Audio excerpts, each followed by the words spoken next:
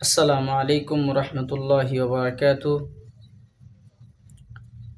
প্রিয় দর্শক, আশা করছি আপনারা সকলে ভালো আছেন। আলহামদুলিল্লাহ, আমিও ভালো আছি। আজকের ভিডিওতে আলোচনা হবে, সেটা হচ্ছে আজকে থেকে আমরা সেহরি খেয়ে রোজা শুরু করব।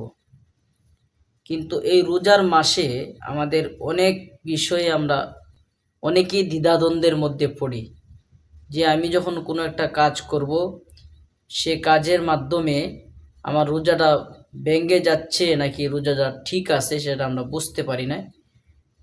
বিশেষ করে সাধারণ মানুষ যারা আছে সেরা এটাকে বুঝতে পারি না।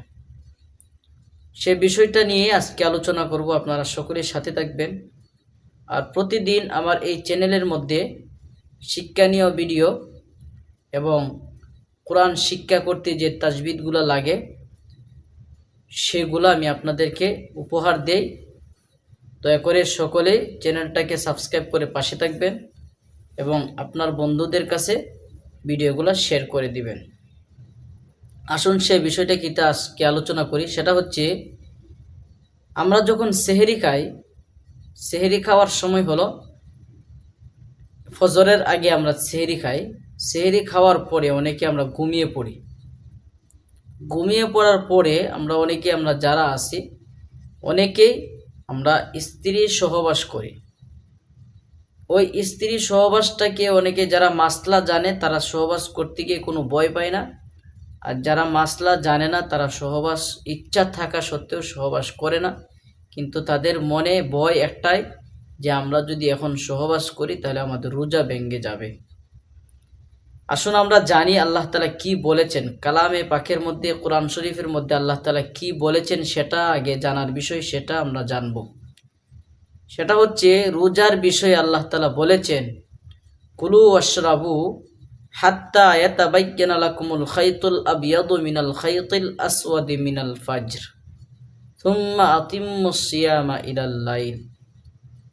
আল্লাহ তাআলা বলেন, কুলু ওয়াশরাবু হাত্তা ইয়াতাবায়্যানা লাকুমুল খাইতুল আবিয়াদু মিনাল খাইতিল আসওয়াদি মিনাল ফাজর।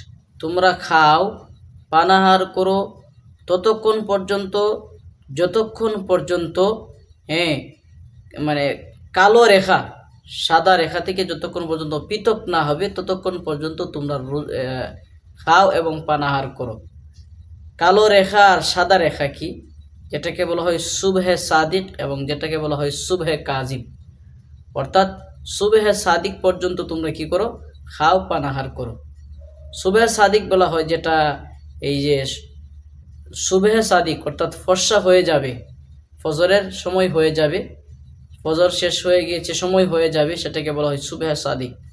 ওই সুবহে সাদিক দিয়া আল্লাহ তাআলা সাদা রেখা বুঝাইছেন, আর সুবহে কাজিব দিয়ে কালো রেখা বুঝাইছেন। অর্থাৎ কালো রেখা যখন সাদা রেখা থেকে পৃথক হয়ে যাবে তখন তোমরা খানা পিনা বন্ধ করো, সে পর্যন্ত তোমরা খেতে পারবে। অর্থাৎ আল্লাহ তাআলা যেহেতু আমাদেরকে বলেছেন যে এই ফজর পর্যন্ত, অর্থাৎ ফজরের আজানের আগ পর্যন্ত, আমরা যেটাকে সহজভাবে বলি ফজরের আজানের আগ পর্যন্ত আল্লাহ তাআলা আমাদেরকে অপশন দিয়েছেন যে কুলু ওয়াশরাবু, তোমরা ফজরের আগ পর্যন্ত, আজানের আগ পর্যন্ত খাও এবং পানাহার করো। খানি বলতে আমরা পান খাই, ভাত খাই, অনেক জাতের যে খাবারগুলো আমরা চিবিয়ে খাই সেটাকে বলা হয় খানা। আর যেটা পান হচ্ছে আমরা যেটা এই চিবানো সারা খাই সেটাকে বলা হয় পান করা। অর্থাৎ যেটাকে পানি বলতে পারেন, দুধ বলতে পারেন, শরবত বলতে পারেন।